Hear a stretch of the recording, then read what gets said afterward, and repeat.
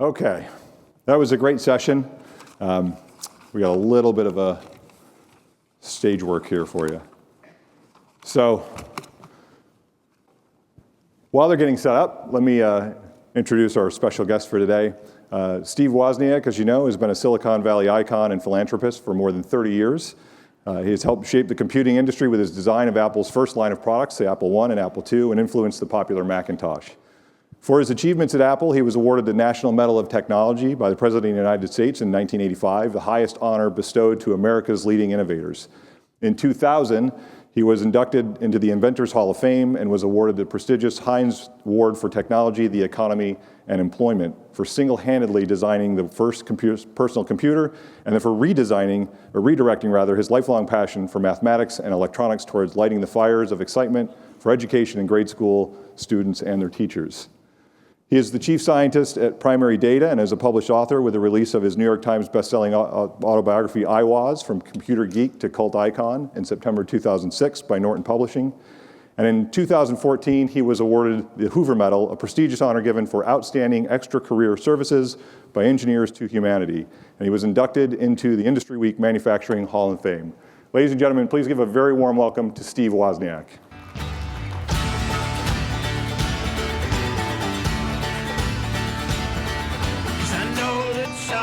Numbered my days, and I'll go along with everything you say. Nice to see you. Have a seat. Oh, let me grab my notes.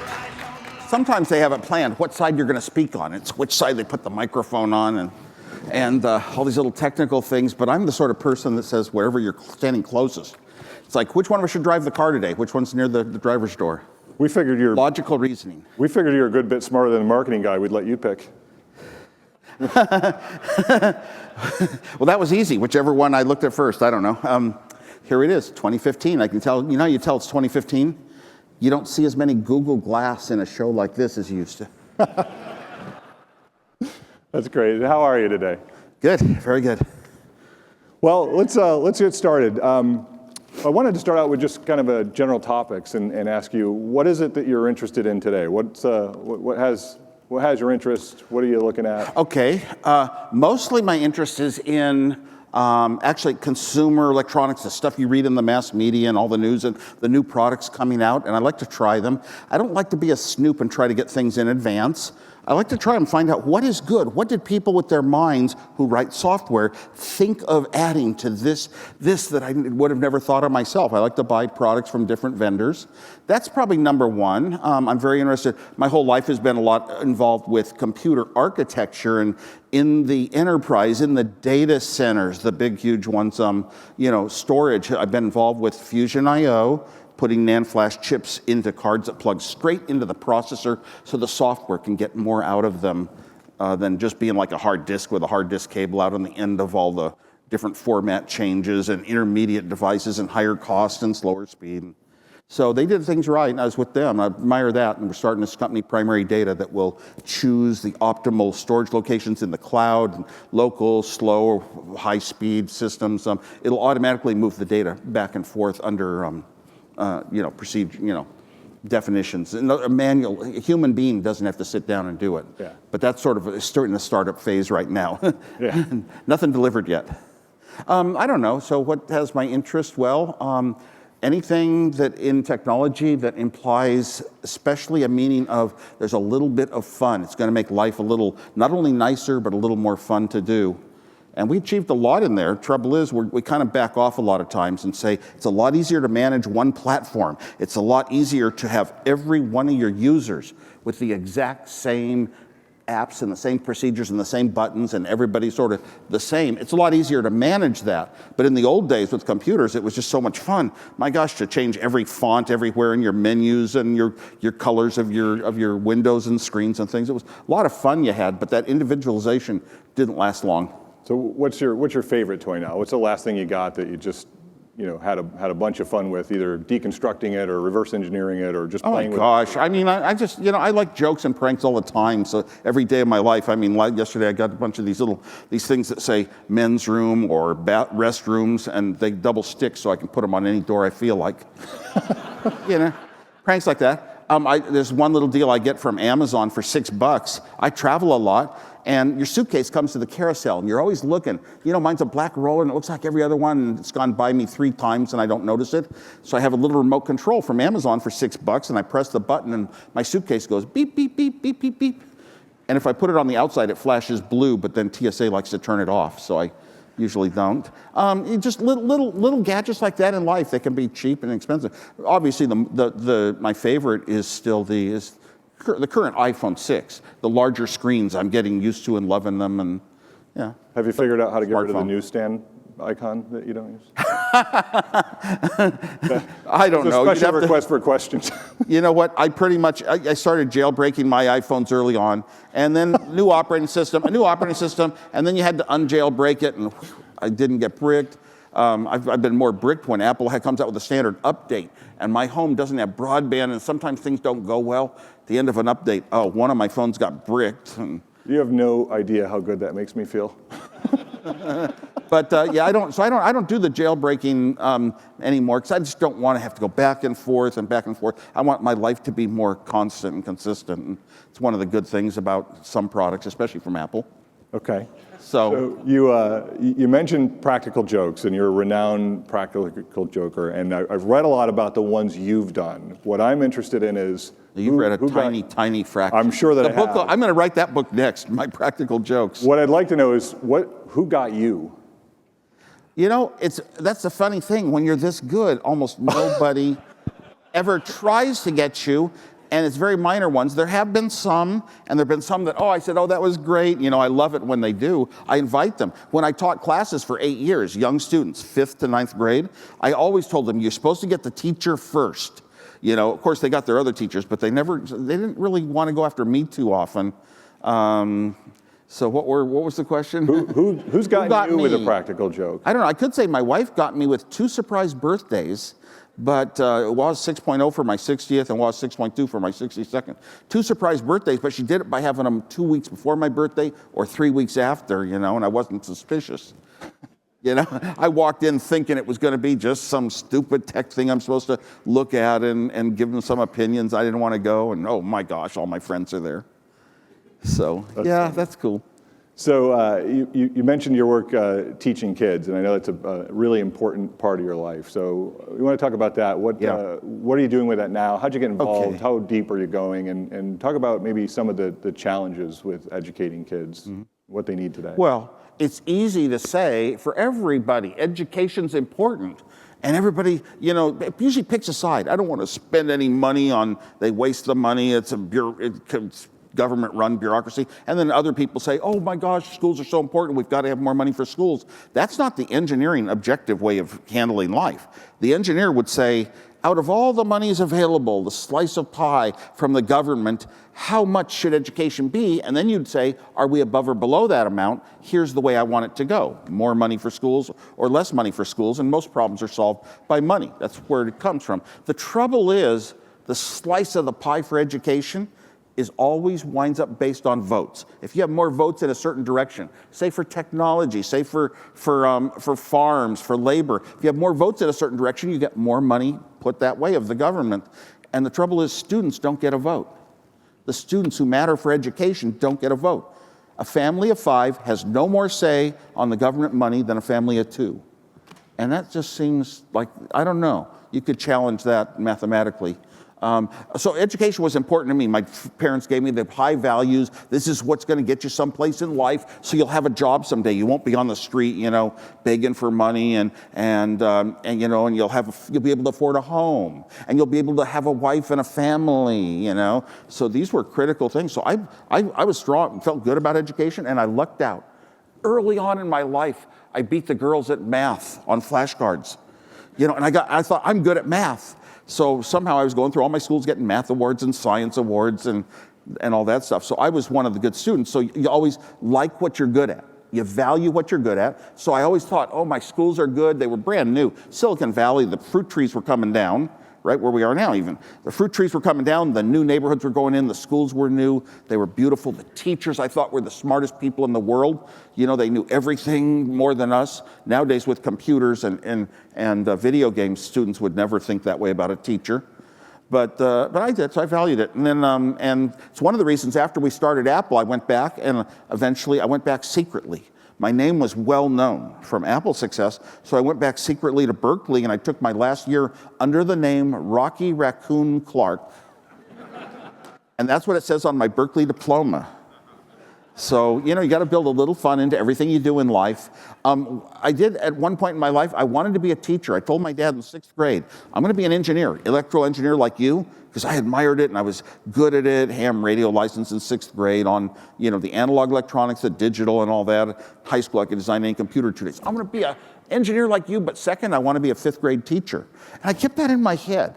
And in psychology classes, I always paid attention to cognitive development, thinking levels that kids go to, and a procedure a brain has to follow to develop to become like by the time you're 12 years old. And man, I thought it's like a computer, and I hoped I could teach someday. Could I ever get a teaching credential? When I went back to Berkeley, I almost didn't get an engineering degree. I took all the psychology courses for majors, hoping I could get a teaching credential. And then I had my own kids finally. And I was giving computers to schools, because if you have money and you come from tech, you're giving it away. But that's because if you have a lot, it doesn't have a meaning. You give yourself. You sacrifice something that is pain. And I gave my time, and that's why I wound up teaching 5th and then through 9th graders and teachers. I taught them for 8 years. And I was teaching how to use your computer for every subject in school, how to own a computer, and how to have fun with it too. Made my classes real fun. And boy, I got to where I was teaching 7 days a week. And like my electronics teacher in high school, who I admired so much, I wrote the lessons myself. I didn't try to use a book and say, learn it from the book, read this chapter. That just wasn't my style. I just wrote the handouts myself and be printing them on all these color printers by the time the students arrived. And that was a big deal. I did learn a lot, though, about some of the problems of education, which is, okay, class size. That was the biggest one. California, 50th in the nation. Okay, Mississippi's well behind us for class size. We were 47th in dollars per student and 43rd in computers per student, and it was all because of Proposition 13. But Proposition 13 limited property taxes, but a district like Cupertino, who had a reputation my entire life for good schools, could have a vote. And the people could vote for higher property taxes and have more money in their schools. And I paid the money to send postcards to everybody in Cupertino. And we got 64% of the vote, and it failed because you needed 2/3 by this proposition to have any community have a higher tax rate. Next year in Cupertino, we got 64% of the vote and failed. That's where votes turn into money in a government. That's where it was wrong. And we finally passed it in Los Gatos, and then the next year Cupertino. So those 2 cities have had extra money for 20 years. It's hard to see what the results are. I go by the districts and I see a bunch of renovated buildings and new stadiums. I tell you the truth. And the teachers union would rather teach 30 kids poorly than 20 kids well, because you get paid more money for teaching 30 kids, right? Right. So, I learned that. And, whatever it is, if you put in these great computers, I thought computers were going to change the story for education. One of my big reasons for designing these first computers and giving them away to other people is I wanted the social revolution to happen, and part of it was education. It attracted me that finally students were going to do their homework and find out instantly when they answered a question if it was right or wrong. If your dog poops on the floor, are you going to whack it on the head 12 hours later and tell it was wrong and bad? No. Immediacy of reward and punishment. So I thought all these young kids are going to be using 100% of their brain instead of only 10% of it. And I was scared, because I thought in a few years, I'm going to have no place in this world. My brain isn't going to be worth anything. But somehow the kids come out about as smart. Students come out of school, like primary school, out of high school, about the same smartness as ever before. And the computers are a great thing, but they didn't make a difference. Why? The system of schooling didn't change. Maybe it's a bad system. Everybody learns the same pages in the book at the same speed. And I think, man, when you love a subject, like by the time you're in your 3rd year of college, you can blast ahead and go straight for it. I would buy my books at the Berkeley student bookstore, and I wouldn't even sleep Saturday and Sunday. By the time class started on Monday, I was halfway through the book answering every question, because I loved it. But if you love something, you don't have that many ways to propel yourself. Maybe today with the internet and some online curriculum, we have a way, but it hasn't changed things yet. A computer is a cheap teacher. 1 teacher per student can never fail. So I'm hoping that computers someday do the job, but they aren't human enough yet. I think the computer has to be your best friend. It knows your heart and soul. You just want to follow anything it leads you to. Because someday with 1 teacher per student, every student can go from early on maybe even in middle school or earlier, can start going in the directions that they favor in life and learn a ton about it, and learn college level, mathematics and everything by the time they're in 6th grade if they want to. And then others, if they're slow at some subjects, skip them, don't do them. A computer can make decisions. Every student can go at different speeds and where they want, but we can't do that. The only reason I suggest that is not because I think it'll work. It's because you have to always think of something that's never been done. The only thing that's never been done in schools, I could talk about ways that we can organize classes and have multiple grades together, and openness and sharing and projects and goal-oriented. I could talk about all these things, but anybody for the last 200 years could talk about it. They're just as smart as me. So I'm not going to make something new in education just by talking about it. I hope it's computers. And the one thing we don't have yet is a conscious computer that could be a one-on-one teacher, a real best friend. Okay, so a whole bunch of questions come out of that. So, So we're going to take this to a different place in a moment. But I usually don't go that far on one topic like that. On the education piece, though, it does sound like what you're saying is computers themselves aren't necessarily the answer. It's perhaps the opportunity for self-directed learning, to pursue something that you're more interested in. We have the chance for self-directed learning now, and I don't see it succeeding. I think more of a young student must need a human guide, wants a human guide. Once the computer is human enough, it could be that you don't need a real person, and you can let all the students then go in their own directions. Now we have it. I was an introvert. I was shy. When I grew up, classes didn't matter to me. I just wanted to get home. It's all in the books. I learned by books quietly in my own room with no people around me. And so I would be great for online, massive online education courses. But I don't think everyone is. Not only a minority of us. Okay.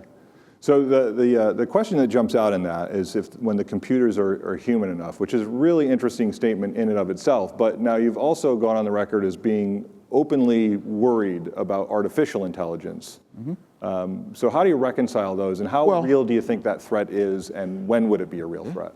Well, I think it's very real. I've been noted for being worried about artificial intelligence and the effect on humanity recently, but I've been saying it on stages for 3 years. It's just that recently you've heard also of Elon Musk of Tesla saying it's one of the biggest dangers we face, and Stephen Hawking, talking about it, and other really brilliant people are saying they finally started to realize these are people that know where we are technically and what it's possible to do, and they look at the trend and what we've done and where are we likely to go with software in the future, and are we really getting closer than we ever thought we would get to artificial intelligence, and they're starting to buy into that too. Where I come from is my whole life. My first program I wrote that was big, we didn't have computers in our high school, but I got special permission to go down to a company and program a computer, and my first big program was the Knight's Tour of Chess, where a knight piece hits every square exactly once. I wrote a program. It'll try every single square, and if it doesn't finish correctly, it'll back up and try something else, and back up and try something else. Backtracking algorithm. Didn't know those phrases at the time. This computer that could do 1 million things a second, nobody in life ever heard of something that could do 1 million things a second in their personal life, and nothing came out for 5 minutes, 10 minutes, 15 minutes. I finally had to study my program, and I figured out my program would get every possible solution, but it would take 10 to the 27th years. So, and the first solution would be 10 to the 25th years maybe. So I learned that the computer can do things fast with brute force. It can be a faster computer, 1 billion times faster, 1 trillion times faster, 1 zillion times faster, but it can't match the human brain for an intuition. How do I choose to solve a problem? What is the best problem-solving approach? What is the best algorithm that will actually get this problem solved? You can't just do it randomly. And I said, a computer will never equal the human mind.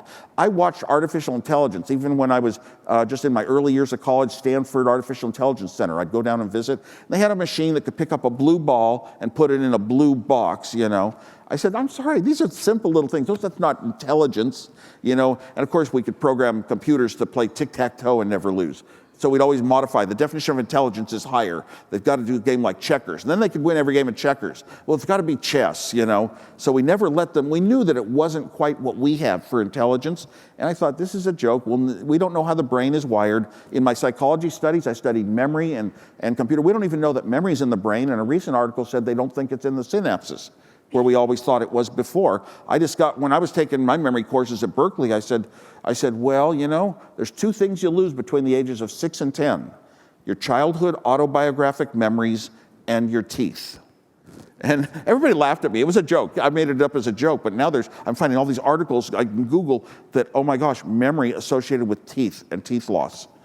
And now it was just, but my joke wasn't really a joke. It was to point out that nobody knows where memories are stored, and we kind of act like we must know where they are. We know some of the processing centers in the brain. So, so artificial intelligence, if we don't know how the brain's wired, how are we going to make a brain? And I thought, well, you used to ask a smart person with a brain a deep question about the world, and now who do you ask? It starts with G-O, and it's not God. One guy behind my wife one time said, for me, it's God. Well, you ask Google, did we ever invent computers, the internet, the connections to be a brain? Was that our thinking? No, it never was. We just did what we could technically to give humans a little bit advantage of things they do in life, and we wound up with the dial-up days when everybody could share stuff from a university on a T1 line. They could publish, and now we needed ways to find this information, so search engines, and Yahoo and Alta Vista and Google, and now it replaces a part of the brain, but we came across it by accident. And of course, on the internet, where there's as many nodes as we have neurons, as many network connections as we have synapses, so that's logically where it'll start. And I think we're going to stumble on keys to consciousness also by accident, trying different things, and something's going to work that we didn't know in advance would, or how it would work. IBM has the Synapse chips, which is incredible. Watson, just software alone, getting so to where it can be, almost past the Turing test. And what if I was a robot right here talking like this? And you wouldn't know the difference. What would that mean? Computer someday will be able to think, if it ever thinks as fast as we do, and better than we. What does it mean economically? If a company with a CEO is beat by a company that skips the slow CEO, computers directing other computers, right down to the ones directing the machines that dig the ores out to start making materials that make chips and things. Oh my gosh, if the smart computers take over the world economically, that would be a serious hazard. And I'm hoping that Moore's Law prevents them from getting that smart to where they can direct things better than we can. I'm hoping we're at the end of Moore's Law. Heck, NAND flash chips storing a 0 and a 1 in 8 electrons. You can't go much tinier than that, and then you need more error correction than you saved. So I'm hoping we're at the end of Moore's Law and they don't get as smart as us. But if we keep building all this equipment and we keep programming it to do work for us, so we don't have to think and we don't have to work, and it's like we want to be the family pet. Our choice in life would rather be to be the pet than the master, to be taken care of. So maybe as soon as I got that thought in my mind about 3 or 4 years ago, I started feeding my own pet, my own dog, filet steak, barbecue chicken. Golden rule, I want to be treated well if I'm going to be a pet. And we're starting to worry, these computers hopefully will wind up treating us well, but we speak as though we have control over it. We do today, but once we put them into control and thinking for themselves, who knows what the outcome is. No, I really, it's not like I fear that it's absolutely going to happen, but unfortunately, when you're on an exponential curve, like singularity, the idea of singularity, when computers can process as much data as we can in our brain, maybe by 2045 or 20 years from now or so, you don't see any changes on an exponential curve. For the longest time, things seem to be the same, and then all of a sudden, it happens. Now you have enough memory in a computer to hold a song, and the new things come about from that. So artificial intelligence, I want it badly. I want my computer, when I speak to it, I want it to understand everything I say. I want it to understand pauses like you do. You can accept pauses. I want it to know that if I say 5, I mean 6 minutes from now, it'll know that I meant 6 and not 5. But that's software. It's going to happen, and they're going to become just, once they get up to the point that you can't tell if it's a person, a good friend that knows you from your whole life. That'd be an interesting time. I'm glad I won't be alive when it happens, hopefully. So is this more of an Some people hope for shift? living forever. I hope to not live forever. So are we, selecting out in that point, or are our brains atrophying and then just a dominant species becomes, or is it ominous? I mean, is it Cyberdyne? Well, of course, a lot of people everywhere you go say, oh my gosh, we're getting the computers to do everything for you. You don't have to think anymore. And sure, think about a difficult process of engineering or a difficult process of programming, difficult process of statistics. And you will go to school and learn how it's the formulas, how they were created and done manually. You'll learn that in the university. But then all you're ever going to really need for your job is learning how to push the button, put the data and push the button that gets it done for you. And that's true of an awful lot of occupations already today. The people kind of in charge of things just know which buttons to push to get it done. And so what do you need the brain for? Ever since a calculator, why do you need arithmetic? Ever since the iPhone, why do you need to learn cursive in school? So if just one more question on this, and we'll talk about something maybe a little less dark. But so if we're on this track, okay, and we're constantly pushing the envelope, technology and compute power, and always asking if we can, who's the arbiter of if we should? When do we get in front of it that way, or does Moore's law overtake? We aren't going to have the choice. We're going to make the choices that are best for us, and it's going to be lose the arbiter. That's because that's the direction it's gone every time. People ask, are the machines ever going to defeat the humans? And my answer sometimes is they defeated us 200 years ago. Every machine we ever built, we'll fire humans, but we'll never get rid of the machines that make our clothes at a cheap price. And computers accelerate how much we can manage in our factories and our production industry and all that. And computers let us do much more per person than we ever did before. It also means it allows us to use more energy per person in the world and have more pollution from computers. Cool. All right, so something a little bit more light. I want to go kind of talk about your overall process. So you're one of the great engineers, and engineers, in my view, are the problem solvers, right? Okay. And so one thing is people say, oh, you're such a genius. And I have to correct them. I'm only a genius at one thing, which is making people think I'm a genius. it's working pretty well, though. That's all you need. So, but kidding aside, there's a great section in your book about your dad and answering all these questions and, the stuff you had to play with because of his occupation and just this approach to sort of learning about the world and problem solving. You just sort of unpack that a little bit about your approach to problem solving. You're lucky. Hey, you can pick your dad's nose, but you can't pick your dad. That's, I was just, kind of lucky because he was a great teacher. He was patient, which taught me to be patient with children and teaching. He looked at what direction we wanted to go and then helped us answer questions to help us go in the direction we wanted to. He didn't force his values on us. I was so appreciative of that. I never tried to force my values on my own children and tell them, here's what you should do. Here's the college you should go to.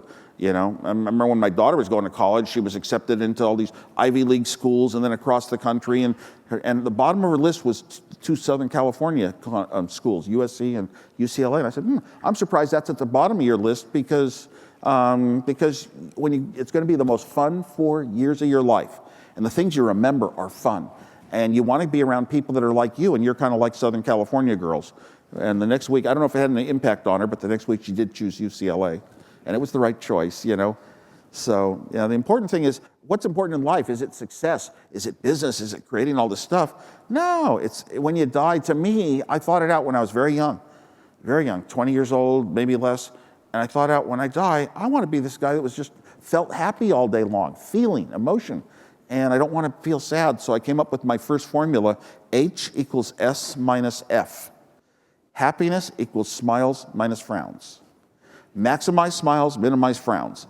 And minimizing frowns, don't be political, don't care how things go, don't care if your car gets scratched, just say cars get scratched, and you have a lot fewer frowns. Don't argue with somebody. If you have a point of view and they have a point of view and you both have a rationale, you'll argue all day long and nobody's going to change their mind. You know what? That's two people frowning. So just walk away. Hey, I just have to believe in my own beliefs, and other people can be different. They're still good. That gets me through life. I have a very, once you get to that mindset, in high school I tried to practice self-hypnosis and meditation, from readings. I don't know if I did it, but a nice even mindset is just one of the most pleasant feelings, and that's worth more than any other achievement in life. That's great. I did change my formula, though, at a later point in time. After I put on some rock concerts, Steve Jobs said, music concerts, that's not you, you're computers. And I wanted to somehow incorporate that we need a lot of fun in our lives. And we also need the necessities of life, and we need people. So I said H equals F cubed. Happiness equals food, fun, and friends. Food is a metaphor for the necessities of life. Food, fun, and friends. And when I said that to my high school when they were putting me in their Hall of Fame, the students started laughing, Oh, I said, oh, there might be a fourth F. So it's another metaphor. So I think that guides a lot of what you're doing with philanthropy, and you talked earlier about spending your time. So where can technology be put to the best use? So if people are going to, spend their time and their efforts and their talents, trying to make life better for other people. The answer's is pretty consistent now for me, and it has been, but it almost paces the Apple history, the history of personal computers till now. And we early on, a guy named Jeff Raskin approached Steve Jobs and myself, and he had taught classical music at UC San Diego, and he was into technology, and he explained that you can build two computers with the same sorts of chips, the same sorts of performance abilities, but if you put a lot of your own effort into one of those products, and you try to make it work naturally and easy for a non-expert, somebody who's never seen it before, make it intuitive, then that computer is usable by an expert or by a brand new novitiate, we'll say. A young child who's never seen a computer, a spouse who's never been around computers, if they can look at it and figure things out. And that was very instrumental when we got to the Macintosh design, and Lisa before that, but an icon of a paintbrush will paint. Just all this intuitive type stuff, and I've been in a direction, and to me it always meant, is the human more important or is the technology more important? So I thought back and I said, well, if you put a lot of work into the technology to make it work in human ways, don't call a screen, don't call a monitor, call it a desktop, because humans know desktops, And now we're up to where you can actually move things with your own hand on the touch screens. This is like just in real life, moving it. Then the human is more important if you make the technology work the human way. And the opposite is true. It's more the technology wins and is the master if you force yourself to have to learn and memorize and work hard to get to use the technology its way, the way it wants to be. So it's not easy to make things, natural for humans. I call it making things human or not, and it's just user interface is so important to me, especially designing products that when you look at it, you'll tend to do the wrong thing. This is the one thing I do frown about a lot. Whenever I'm using computer technology and I did what seemed right for a human to get what I wanted done and it didn't do it, it did something else, or the words were misleading, or there was a bug in the program, that's when I could scream, because it's people like me wrote the software. That's the one thing that bothers me these days. I think we should have like a new rule of technology that like anything when you try to use it a certain way, that then has to be the default design. Does that seem? Yeah, well, not all humans. The problem is not all humans are identical. We always get down to this idea. Here's a good way of doing something. The trouble is, whatever you pick, there's still a range of people, so you can't be 100% perfect. But generally, you got the concept of make things work, make them consistent. Yeah, not the failures and all that. Drive your car. It better not accelerate on its own. And leave the human a little bit in control, but we're getting close to that being over. Some people are saying in 20 years, it'll be illegal for a human to drive a car. Would that be a bad thing? Well, we'll do it to protect ourselves from accidents. Once we're past that point, we'll never look back to the day when, it was a great fun in our life to drive cars. The new generation's missing it. They won't know. They won't know that they missed it. It's just they're different. They're a different time. It's not like we were good. We had something good. They got out of technology, and they don't get it. So they're missing something good. No, they're just getting their own good a new way that we don't even see sometimes. Looking down at the young generation with all our tech products, man, I could never, ever. It's so hard to translate yourself and say, even as young as I want to be my whole life and feel young, that I can't be necessarily in their world the way they are. It's like, one thing I learned from a lot of them is, this taking selfies. Okay, I've taken pictures my whole life. You hold a camera upright or down sideways and you take a picture, and it's nice, and that's a picture. And then I've learned that, there's the cool young people like to tilt the camera at maybe, 20 degrees or 30 degrees, and then get one face at least partly out of the selfie, and that makes it cool. That's funny. We're gonna have a bunch of people do that with you later, I'm sure. I'll just be spraying on my face. Yes, and I'm sure, and then you'll see some scientist will write an article saying it's actually better to have both faces a little bit out of the picture so you can see the surrounding that's behind them. There'll be an algorithm. Yeah. So But we talked about the Turing test. Yeah. Mentioned that briefly. Turing test. Can you tell if I'm a computer or a person? And if it's a computer and it fools you and you think it's a person, it passed the Turing test. But I don't think humans can really judge that for sure, and say that yes, it's totally convincing under all statements. I don't think we'll ever accept it. But what we need is a smarter judge than a human. Once the computers are being the judges of whether it passed the Turing test, that'll be the definitive answer. Think about that one. One of the things is I've been a creative person in my life, but I like to create and make jokes too. Yeah. So one of the questions I wanted to ask you was, we just had this panel discussion about the next big thing.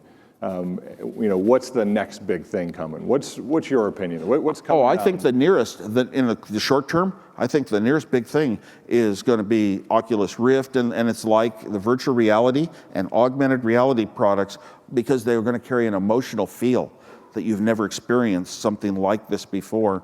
I think that's going to be the biggest, hugest form of wearables. Technology all through our history has been getting smaller, smaller, smaller, so wearables certainly come in there, and will people go back to wearing watches again? We'll see. I was delighted that the gentleman I met from today was wearing his Pebble. I see Pebbles all over the world, everywhere I go.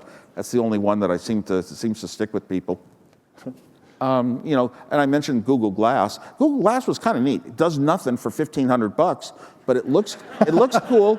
It looks cool, and it's neat to see a little computer. Here's a new form of user input that actually could be in the future someday. So it's kind of like the people who wore Google Glass were playing with a future that could be, and I kind of admired that. They were cool, like you see the young people with some kind of earring in their tongue, that sort of thing. That's what I always thought about Google Glass. You're cool in a young sense. I don't know that I would have ever made that connection. That's fantastic.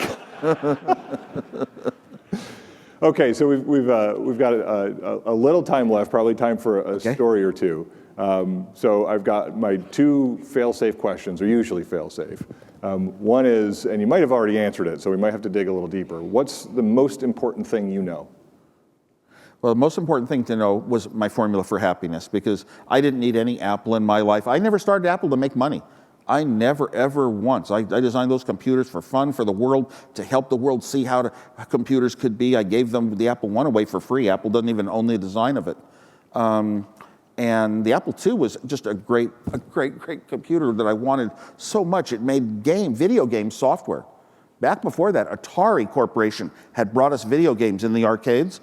They were all black and white TVs, and they were all hardware designs, a man-year to design a game. And the Apple II just made it software and basic. You could make 100,000 dots on the screen a second, move around, and it was color. Nobody expected color. Who knows how I hit color? What I thank the most for it is a time when I couldn't sleep for 4 days and nights. Had to do a job for Atari and get it done in 4 days, for my friend Steve Jobs, actually. And your mind drifts when you're falling asleep, and it gets into that uninhibited state where you think of unusual thoughts. I came up with a little digital method for color television with a little $1 chip, put its signal into a TV, and every analog TV would think it was color. But if you read all the engineering books, you needed to take sine waves, different amplitudes, and mix them for red, blue, and green. And it cost $1,000 with precision op amps to generate color on a color TV. And this was a little $1 trick, but it wasn't in an engineering book. It wasn't legal, but it would work. I always, I tried to think, here's a way that something's done. Is there a different way that they might not have thought of that would achieve the same result, but not by the rules? Right. So I don't know. I hope that was the end of the question. I got so off into the story. That's a great answer. It doesn't matter what the question was. It was a great answer. The color was one of the great parts, because notice our first logo was 6 colors. And that Apple II computer was our only successful product for the first 10 years of Apple. Think about that. Wow. So it's actually 2 questions. What should have I asked you? What pranks did I play on Steve Jobs? Because I was wondering Steve Jobs like. I knew, sometimes people are hearing Steve Jobs had this horrible personality and hit people, and I didn't see it personally because I wasn't around him in the company that much. I was doing engineering, and he wanted to run a business. And And I heard it from friends a lot when he was that nasty Steve Jobs. And then there's a new book out. He's the nicest, gentlest. You see the magazine covers, nicest person ever to deal with. But then there was a transition period. And the book is out, Becoming Steve Jobs, going through that transition where he became a little mellower and nicer and not as bad as often. But I knew him in a period before that. When I met him, he was in high school, you know, and I showed him all my Bob Dylan liner notes, and we talked about philosophies of the world and counterculture and ideas of people thinking differently and technology, and that would be important someday. He knew electronics, but he really hadn't been like a top student, and he never became an engineer, never could create something of his own. But I was the top engineer. We compared our pranks that we pulled in high school. My God, that was such a... that was a different Steve Jobs back then. About the time we started Apple, he was in his early 20s. And that's when your personality settles down. And he had wanted to find some way to have success in life, you know, without anything like top schooling and that. Wanted to find a way and have a company. And here was an investor willing to put money in. And he was a founder, but he couldn't be called a chief executive of any type. He couldn't be called a chief finance. He didn't have any executive title because he hadn't done anything in life. So his role was defined as he would interface with everybody at everything going on in the company and just learn how to run it all, which is exactly how it turned out. But that was when he started wearing suits, and he's going to be on the cover of magazines, only talking business, not talking about the fun little illegal things we did, like blue boxes.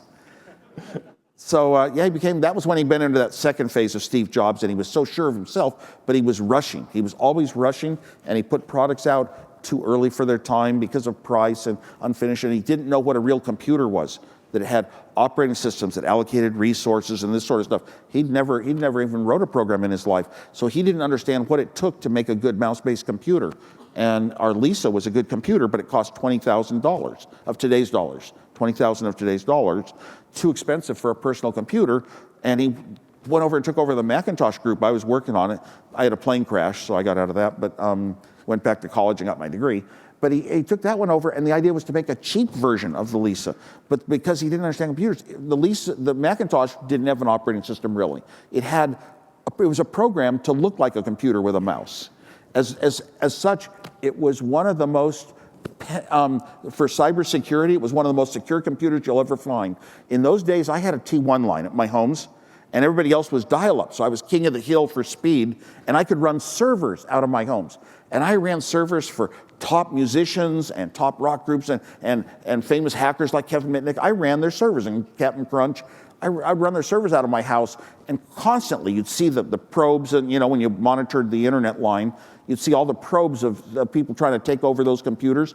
Never once did one get hacked into. Twice I let friends put up a Linux machine and a Unix machine with their own. By the way, I never turned on a firewall for the Macintoshes. Never turned on one firewall. I didn't even check the box. But two friends put in Linux and Unix machines. They put their own routers. They turned on every firewall in the world. And within a month, each of them got taken over. And they were kind of crying and pissed. And, you know, it's not me. It's the world.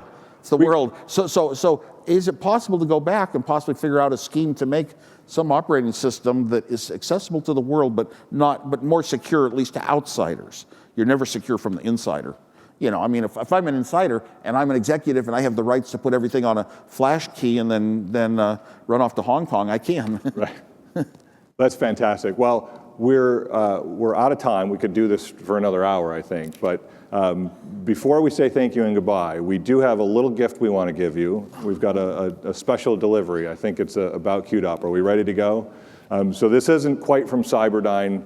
So it's not any artificial intelligence, but our delivery mechanism is going to come bring the gift, so we don't have to walk to it. Here it comes. I love it. So you might have seen the oh yeah fine stuff we have our folks wearing in the booth, and it better not fall on my head. I believe that they should have parachutes someday. Oh my God. Well, they promised not to fly it over because we didn't want to drop on your head. If I could order something from Amazon and have it on my doorstep in 15 minutes, I would want it. Absolutely. We could get that. There's got to be coming. All right, so we have these really cool jerseys. Beautiful. And we gave you your number. Oh, what's my number? Well, hey, I love it. I was on a Segway polo team, and our team captain wouldn't let me have the symbol pi for my jersey. And then I asked for 3.14, and he wouldn't allow 3.14. And then I asked for 0x7f, and he wouldn't let me have that. We got you the square root of -1, right? Thank you. I appreciate it. Thank you very much for your time. There you go. Percona. All right, we're going to thank Steve being for here his with time. And we had on the schedule that this was going to be the last session, but we do have a special announcement. And so at this time, I'd like to invite Peter back up on stage.